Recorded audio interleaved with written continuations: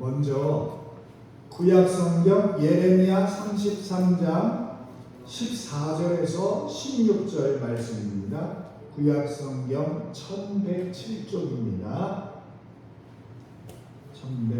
1107쪽 예레미야 33장 14절에서 16절까지 우리 다 함께 말씀을 읽겠습니다. 여호와의 말씀이니라. 보라, 내가 이스라엘 집과 유다 집에 대하여 일러준 선한 말을 성취할 날이 이르리라. 그날 그때에 내가 다윗에게서 한 공의로운 가지가 나게 하리니 그가 이 땅에 정의와 공의를 실행할 것이라. 그날에 유다가 구원을 받겠고 예루살렘이 안전히 살 것이며 이 성은 여호와는 우리의 의라는 이름을 얻으리라. 아멘. 또 신약성경 로마서 13장 11절에서 14절 말씀입니다. 또 같이 읽습니다. 또한 너희가 이 시기를 알거니와 자다가 깰 때가 벌써 되었으니 이는 이제 우리의 구원이 처음 믿을 때보다 가까웠습니다. 밤이 깊고 낮이 가까웠으니 그러므로 우리가 어둠의 일을 벗고 빛의 갑옷을 입자. 낮에와 같이 단정히 행하고 방탕하거나 술 취하지 말며 음란하거나 호색하지 말며 다투거나 시기하지 말고 오직 주 예수 그리스도로 옷 입고 정욕을 위하여 육신의 일을 도모하지 말라. 아멘. 오늘도 예배 자리에 나오신 여러분을 주님의 이름으로 환영하고 축복합니다. 이제 사진 한 장을 볼 텐데요. 보여주시면 우리나라의 그 선교사님 가운데 그 엘리자베스 셰펑이라는 그 전라도 지역에서 선교하셨던 그 처녀 선교사님이 계셨어요. 이분이 선교해서 광주에 기독병원이 세워지게 됐고 또 이분이 그 선교 사역을 통해서 한일 장신대학교라는 그 신학교가 세워지게 됐습니다. 근데 원래 그 우리나라 말은 서서평입니다. 셰펑이라고 해서 서서평 선교사님입니다. 아주 전라도 지역의 유명한 선교사님인데 이분은 원래 가톨릭 가문에서 태어났어요. 천주교 신자였어요. 근데 그가 천주교를 다니다가 이제 어느 날 이분이 예수님을 만나게 됩니다. 그리고 나서 그분이 개신교로 이제 종교를 바꿔요. 그런데 무슨 일이 있었느냐면 어머니가 이 엘리자베스 셰펑을 우리말로 가문에서 그를 제낀 거예요. 버렸어요. 그래서 쫓겨났어요. 집에서. 근데 그 당시에 우리나라 선교사님들이 이제 여러 사람들이 우리나라에 있었는데 말 들어보니까 조선 땅에 너무나 어렵다는 이야기를 이 처녀 엘리자베스 셰펑, 우리말로 서서평 선교사가 처녀의 몸 우리나라에 와요. 근데 그분이 자기가 입은 옷을 사람들에게 나눠주고 자기가 먹을 것을 먹지 않고 처녀의 몸으로 14명의 어린이를 자기 집에서 이 서서평 선교사가 키웁니다. 여러분, 그 어려운 시기에 다른 자녀를 자기 아들로 딸로 입양해서 14명의 아이를 기르었다는 게 얼마나 어렵고 힘든 일이었어요. 근데 이분이 먹지 못하고 추위에 떨다가 결국 병에 걸려서 한 130일간 투병을 끝내고 그 죽음의 시간이 가까웠어요. 그분의 죽음을 지켜본 기록에 의하면 사나 죽으나 주를 위한 몸이오니 죽더라도 오직 주님만 위해 죽게 하옵소서. 그분이 이렇게 기도했어요. 그러다가도 그동안 마무리 못한 그 예수님 그 복음을 위한 사역, 그 안타까움이 얼마나 많았겠어요. 젊은 50대 초반입니다. 그 당시 성도 중에 백춘성이라고 하는 성도가 있었어요. 백춘성. 그분이 이분의 임종을 기록을 해놨어요. 자정쯤 지나자 서서평 선교사님은 낮은 목소리로 2시경에 천사들이 올 겁니다. 찬송을 불러주세요. 자리에 함께한 사람들, 밖에 있던 그 학생들 모두 함께 찬송을 불렀어요. 여러분이 잘 아는 영광일세 영광일세, 내가 누릴 영광일세, 고생과 수고 다 지나간 후 광명한 천당에 편히 쉴 때 하며 그 찬송을 부르니까 이 서서평 선교사님의 입가가 미소가 환하게 비쳤어요. 연달아 몇 곡을 더 부르고 그 지쳐서 고개를 숙이고 있었을 때 그 옆에 있던 박해라라고 하는 그런 성도가 있는데 그 어깨를 흔들면서 말을 했어요. 나는 하나님의 부르심을 받고 갑니다. 그리고 거기에 자리한 사람들 한 사람 한 사람 얼굴을 쳐다보면서 무겁게 입을 열었어요. 이제 아무 할 말이 없습니다. 먼저 가니 천국에 가서 다시 만납시다. 그리고 오른팔을 힘껏 치켜들고 외쳤어요. 할렐루야. 그리고 누구를 만난 듯 얼굴에 환한 미소를 띄우면서 조용히 숨을 거둡니다. 그래서 남아있는 사람들에 의해서 광주 기독병원이 세워지게 되고 또 한일 장신대학교가 세우는 기초가 된 선교사님 거기 서서평 선교사. 미래에 오고 올 그 세대를 이 선교사님은 준비했다. 지금도 그분의 뜻을 많은 사람들이 기리고 그분의 활동을 지금도 많은 사람들이 마음속에 새기고 있습니다. 여러분, 대림절은 기다림의 절기입니다. 기다림. 기독교 신앙은 하나님을 기다리는 신앙이요, 매 순간 하나님의 구원을 기다리는 이 마음의 가난함을 뜻합니다. 기다림은 기다림의 대상과 기다리는 자와의 관계가 있을 때 기다릴 수가 있어요. 기다림은 특별한 관계, 친밀한 관계 속에서만 가능해요. 여러분, 지나가는 사람 기다리는 사람 없어요. 가족을 기다리고 아들을 기다리고 딸을 기다리고. 그러면 우리가 기다리는 대상, 하나님은 누구실까? 예수님은 누굴까? 우리가 기다리는 하나님, 어떻게 우리를 구원하시는 건가? 하나님은 세상의 주인으로 역사의 승리자가 되신다고 오늘 예레미야 말씀에 14절에 이렇게 말씀하고 있어요. 같이 읽습니다. 여호와의 말씀이니라. 보라, 내가 이스라엘 집과 유다 집에 대하여 일러준 선한 말을 성취할 날이 이르리라. 분명히 말씀하고 있어요. 하나님은 세상의 주인이고 역사의 승리자가 되어서 성취할 날이 반드시 온다. 하나님은 세상을 창조한 만물의 주인이세요. 우리 삶의 선하고 온전한 계획을 하나님은 다 가지고 계세요. 여러분을 향한 게.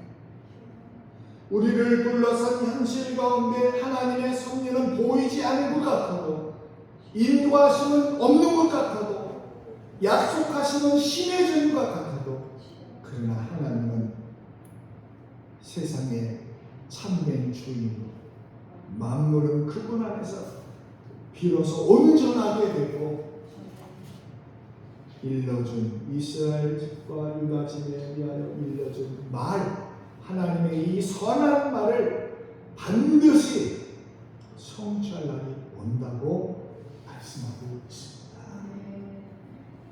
그리고 하나님은 우리 삶에 깊숙이 들어와 계세요.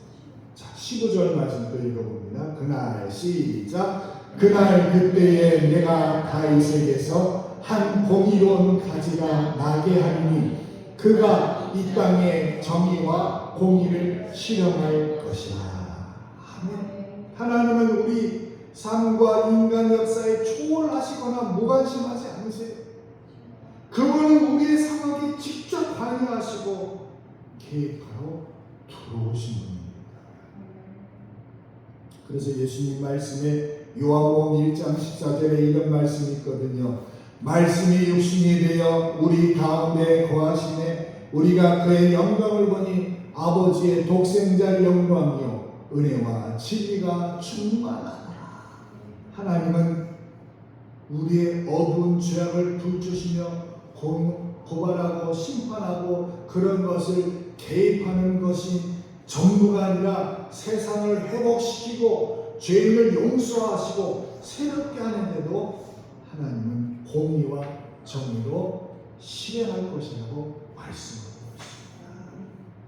그리고 여러분, 우리가 기다리는 예수님은 우리를 다시 살게 하신다는 말씀을 오늘 16절에 또 하고 계십니다. 같이 읽습니다. 그날에 유다가 구원을 받겠고 예루살렘이 완전히 살 것이며 이 성은 여호와는 우리의 의라는 이름을 얻으리라. 아멘. 여러분, 여호와가 우리의 의가 되는 것은 주님께서 우리를 다시 살리시는 그런 행동을 뜻합니다. 하나님의 의로우심은 법적으로 윤리적으로 의로움이 아니라 은총적인 의로움이에요. 은혜로운 의로움. 죽음에서 생명으로 죄를 다시 의롭다 하시고 버림받은 자녀를 다시 아들 삼으시는 그런 회복하시는 선하심으로 하나님 아들을 이 땅에 보내주신 겁니다. 기독교 신앙이 신비로운 것은 기독교 신앙이 날마다 죽는 것 같으면서도 예수 그리스도 안에서 다시 새롭게 되는 은혜가 있기 때문에 그렇습니다. 여러분, 예수 그리스도는 우리에게 참 소망이 되신 겁니다. 그리고 우리의 죄악의 어둠이 짙어질수록 우리를 다시 살리시는 그리스도를 더 우리는 바라보게 됩니다. 여러분, 갑작스럽게 만나는 것과 예상을 하고 만나는 것은 이건 다른 거예요. 우리가 대림절 기간에 우리는 어떤 마음으로 주님을 맞이할 수 있을까요? 그냥 갑작스럽게 맞이하는 것이 아니라 준비해서 맞이하는 그런 마음. 하나님께서 세상에 죄악이 했을 때 여러분 홍수로 심판하기로 작정을 하셨어요. 그런데 의인 노아에게는 은혜를 베푸시죠. 하나님은 노아에게 방주를 만들라고 말씀하시고 사람들은 비웃었어요. 아니 무슨 산에다가 배를 짓냐고요. 네? 이해가 안 되잖아요. 그렇지만 노아는 120년 동안 1, 2년이 아니에요. 120년 동안 그 나무를 자르고 방주를 짓습니다. 마침내 약속하신 날이 왔을 때 노아와 그의 가족과 방주 안에 들어간 모든 생물은 방주 안에서 구원을 받았고 세상은 심판을 받았던 거예요. 오늘 예레미야 33장 말씀의 하나님의 약속은 반드시 이루어 주신다는 말씀과 동시에 그 약속을 믿고 순종하며 준비하는 삶이 얼마나 중요한지를 예언해 주는 말씀입니다.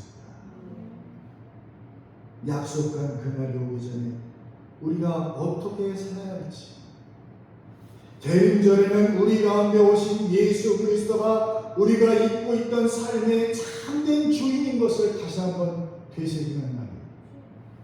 주님 안에서만 우리가 가야 하는 길은 온전하게 찾게 될 수 있습니다. 우리 가운데 오신 예수님은 우리 삶을 모른 척하는 분이 아니라 주도적으로 개입하시고 구원으로 행하시는 여러분의 아버지세요. 주님. 대림절은 우리가 기다리는 주님, 절망중에 우리를 다시 살리시고 살아갈 새로운 용기와 소망을 주시고자 이 땅에 오시는 예수님을 맞이하는 절기가 바로 이 대림절입니다. 여러분, 우리에게 남기신 벅찬 약속이 있습니다. 그 약속이 무엇이겠습니까? 예수님이 여러 곳에서 말씀하셨지만 성경 맨 막 끝에 계시록 22장 20절 21절에 보면 다시 오겠다는 그런 말씀이 있어요. 다시 오겠다. 바로 예수님은 이 땅에 반드시 다시 오십니다. 이것이 없다면 우리 믿음은 무너져요. 그래서 우리는 기다리는 사람이 되어버렸어요. 올해도 우리는 주님의 다시 오심을 기다립니다. 그래서 교회는 왕의 색깔인 저 보라색으로 갈아입고 여러분 기다리는 촛불 4개를 밝히는 전통이 생기게 되었어요. 그래서 오늘은 제가 하나만 켰어요. 그 오늘 첫 번째 주가 대임절이라고 하는데 이걸 또 강림절이라고 합니다. 기다림을 뜻하는 기다릴 대자를 쓰기 때문에 대임절이라고 말하는 것입니다. 사람들은 묻습니다. 우리가 이토록 기다리는데 속히 오시려 하신 주님이 왜 자꾸 늦어지시고? 우리는 그 대답 중 하나를 오늘 로마서 말씀을 통해서 다시 듣습니다. 초대교회 사람들은 곧 예수님께서 다시 오실 줄 알고 급하게 모든 것을 준비했어요. 심지어 일도 하지 않고 종말을 기다렸어요. 가정도 팽개치고 그랬던 거예요. 그리고 기다리다 보니까 예수님이 금방 오시지 않았어요. 그러니까 사람들이 낙심하죠. 선을 행하다고 낙심. 그들은 바울에게 왜 예수님의 재림이 늦어지는지 그 이유를 자꾸 묻습니다. 그러나 성경은 그 이유를 가르쳐주는 대신에 우리가 살아가야 할 자세를 더 중요하게 말씀해주고 있어요. 예수님께서 다시 이 땅에 강림하십니다. 이 세상의 모든 것은 끝납니다. 그래서 강림의 때 옛 인간보다 더 애태우게 기다리는 분이 바로 예수님이세요. 죄 많은 인생이 하나님 풀어내 돌아오기를 누구보다도 기다리는 것이 예수님이에요. 하나의 생명이라도 더 구원받기를 기다리는 분이 바로 예수님 아니겠습니까? 하늘에서도 기다리시고 땅에서도 믿음을 가진 사람들이 예수님이 다시 오심을 기다려요. 사랑하는 사람을 간절히 기다리는 마음은 어떤 것이겠습니까? 그건 마음과 몸을 바로하고 기다리는 그를 위하여 기도하고 다시 만날 것을 위하여 만날 때를 위하여 준비합니다. 누가복음 15장에 보면 아버지와 아들의 이야기가 나와요. 아버지의 기다림이 있습니다. 아버지의 재산을 가지고 떠난 후에 먼 곳에서 다 탕진해버린 그 아들, 방탕한 그 자녀는 돼지가 먹는 쥐염 열매로 배를 채우다가 결국 아버지 집으로 돌아갑니다. 하나님과 아버지에게 지은 그 자기 몸을 자기 생각을 하면서 끝까지 기다리는 사람의 모습이 있는데 그 말씀이 오늘 누가복음 15장 20절에 이렇게 말씀합니다. 같이 읽습니다. 이에 일어나서 아버지께로 돌아가니라. 아직도 거리가 먼데 아버지가 그를 보고 치근히 여겨 달려가 목을 안고 입을 맞추니 얼마나 기다렸으면 멀리서 돌아오는 그 아들을 보고 아버지가 달려가겠습니다. 이스라엘 집은 대개 산 중턱에 집이 많이 있어요. 그래서 거기서 이렇게 쭉 보면 또 밑으로 쭉 사람들이 지나가는 것이 가까워요. 그러니까 이 아버지는 그 아들이 나간 이후로부터 늘 거기 아들이 오는 그 길을 보고 있었던 거예요.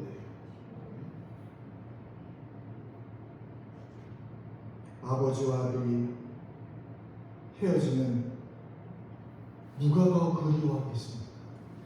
아들이겠습니까? 아니에요. 아버지. 갈등으로 집을 나갔든 무엇으로 집을 나갔든 여러분 부모와 자녀는 어느 쪽이 더 간절한 마음으로 만날 날을 기다리고 있겠습니다.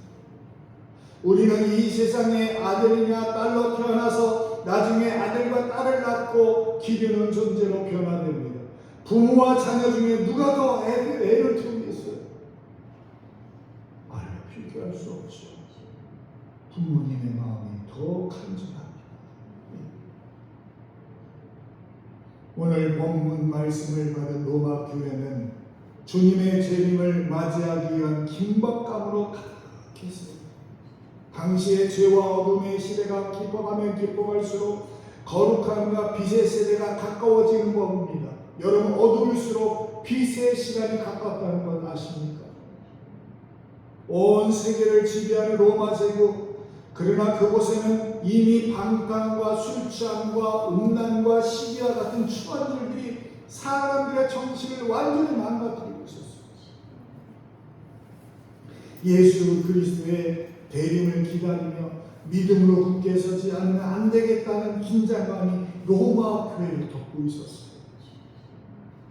그래서 바울이 이 로마서를 쓸 때 이미 바울은 아직 고린도에 머물러 있었을 때였어요. 3차 전도 여행에 지치고 건강도 나쁜 몸이었지만 이 로마 교회를 생각하며 그곳을 방문해냈다는 계획이 더욱더 굳어지고 있었어요. 그래서 바울은 그리스도께서 다시 오실 강림의 말씀을 로마인들의 삶에 극적으로 말씀하고 있는데 그 말씀 가운데 오늘 11절에 이렇게 말씀하잖아요.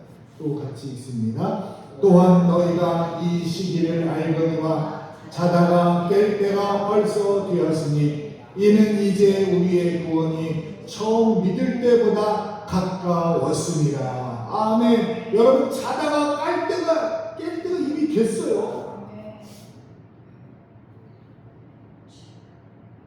너무 너희가 알고 있는 것처럼 재림을 기다리는 로마 교회 교인들은 말할 것도 없고 로마의 수많은 시민과 노예, 심지어 권력에 취해 있는 귀족 계급의 사람들까지도 종말은 계속 가까워지고 있었어요. 그만큼 주님의 강림이 가까웠습니다. 그래서 바울은 또 그 12절에 이렇게 말씀합니다. 또 같이 읽습니다. 시작. 밤이 깊고 낮이 가까웠으니 그러므로 우리가 어둠의 일을 벗고 빛의 갑옷을 입자.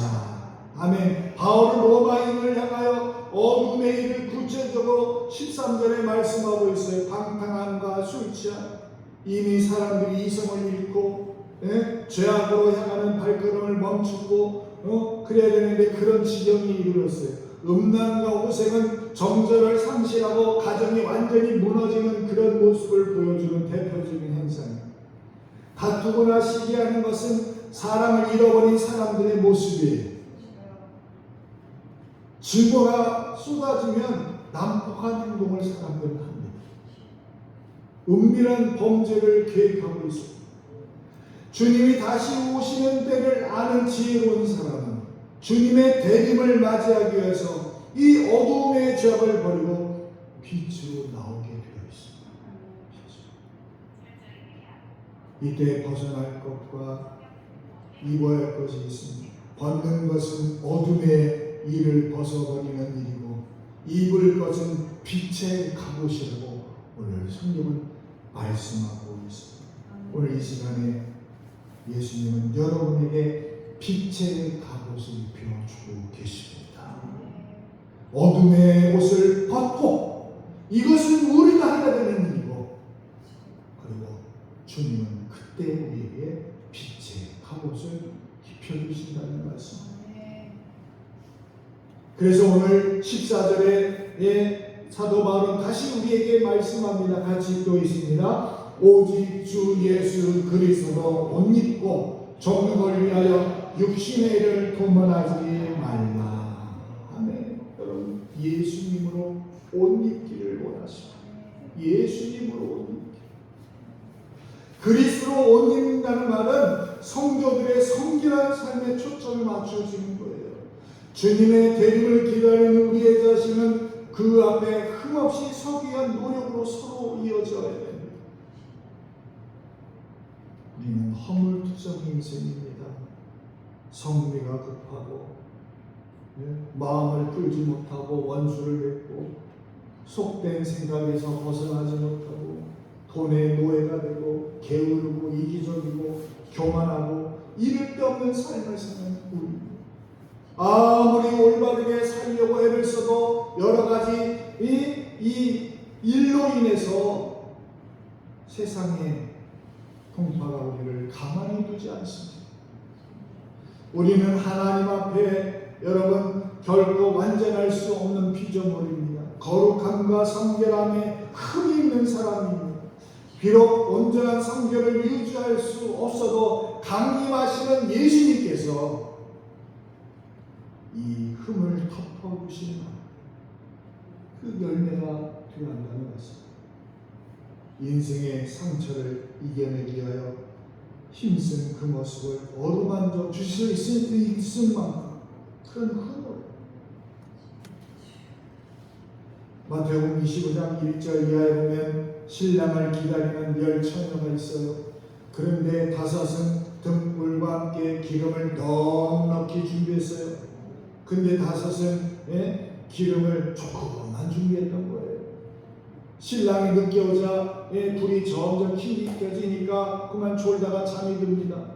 밤중에 신랑이 온다는 소리에 깨어났을 때 기름을 넉넉히 준비한 5처녀는 등불을 밝히고 신랑을 맞이할 수 있었지만 기름이 없고 적은 처녀들은 급히 살아나가는 동안에 문이 닫혀요. 문이. 잔치가 끝납니다. 로마서 13장 말씀처럼 영적인 잠에서 깨어나 주님이 오실 날을 미리 준비하고 기다리는 자리가 얼마나 중요한지 말씀하고 있습니다. 우리 삶의 기름은 무엇이고 늘 깨어 믿음의 준비를 하는 자세가 무엇인지 오늘 말씀처럼 예수님께서 덮어주실 만한 옷을 우리는 입어야 합니다.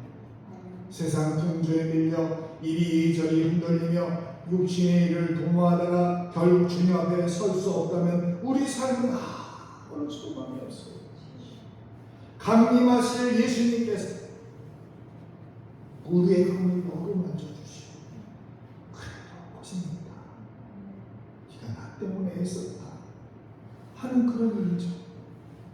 이를 위하여 그리스도로 옷 입는 예수님과 연합하는 영적인 연합, 깊이 가는 그런 주님의 강림, 주님의 대림을 준비하는 그런 성도들이 되기를 주님은 원합니다.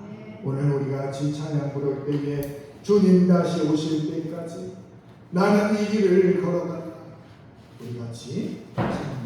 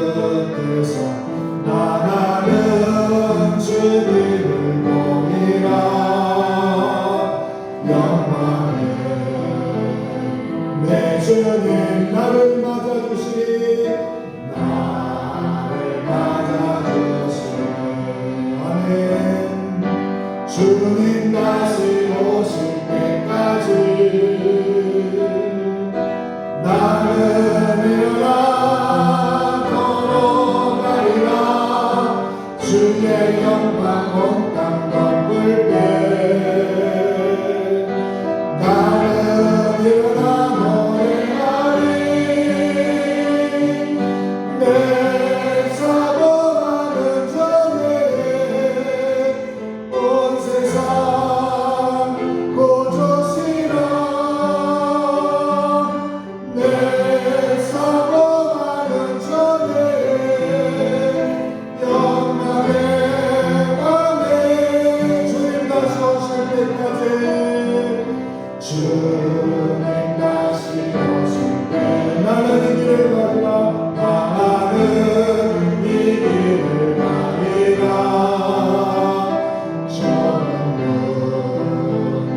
주는 나의 십자가 지고 나의 십자가 지고 나의 가는 이 길 끝에서 나의 가는 이 길 끝에서 나는 주님을 보리라 는 영광의 내 주님 나를 맞아주시니 주님 다시 오실 때까지 나는 일어나 걸어가리라 주의 영광 온 땅 덮을 때 나는 일어나 노래하리 내 사모하는 전에 온 세상 고조시라 내 사모하는 전에 영광의 왕의 주님 다시 오실 때까지 주님 다시 오실 때까지 나는 일어나 걸어가리라 나는 일어나 걸어가리라 주의 영광은 땅 덮을 때 나는 일어나 노래하리 나는 일어나 노래하리 내 사모하는 전에 온 세상 고조시라 내 사모하는 전에 영광의 왕의 주라 주의 영광은 땅 덮을 때 주의 영광은 땅 덮을 때 나는 일어나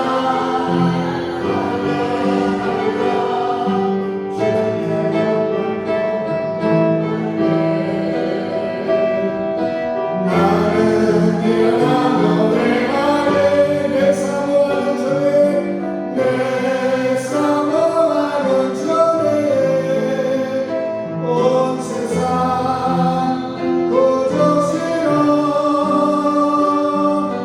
내 사모하는 전에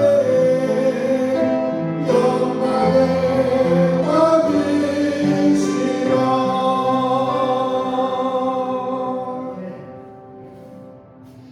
기도하겠습니다. 하나님 저희들이 오늘도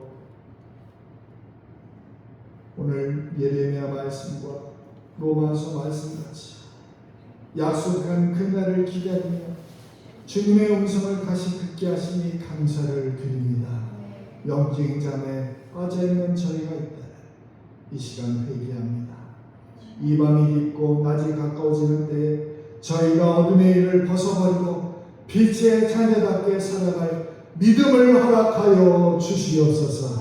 예수 그리스도로 옷 입고 주님의 거룩한 성품을 닮아가게 하시고 세상 속에서 아버지 하나님 그저 그런 사람이 아니라 인정받고 주님의 영광 나타내는 하나님 백성이 되도록 주님께서 우리를 거룩한 옷으로 입혀 주시옵소서. 저희 안에 불안과 두려움 대신 주님이 주시는 평강과 기쁨이 넘치게 하시고 저희가 선하고 의로운 삶을 살아가기에 피로하지 않게 하시고 주님 역시 육신이 연약하지 않도록 하나님 하나님께서 함께하여 주시옵소서. 예레미야의 말씀처럼 예수님께서 다윗에게서 한 의로운 가지에서 도달하시게 그분이 아버지 공의를 실천하시고 정의를 실행하신 그날을 다시 한번 기대하며 이 세상의 어두움과 또한 아버지의 유혹 속에서 흔들리지 않은 믿음 주시고 주님의 재림을 소망하도록 함께하여 주시옵소서.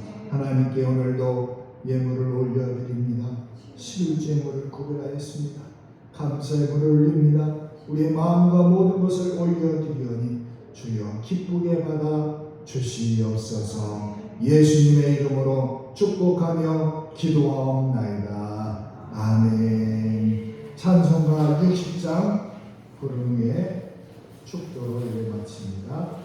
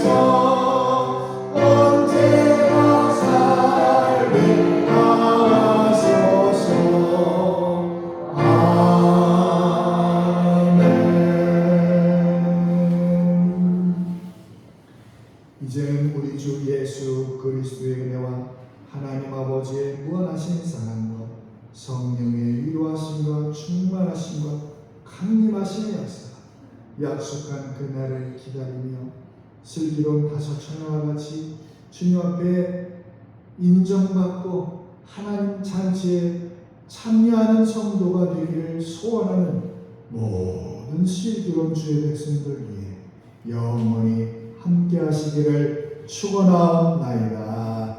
아멘.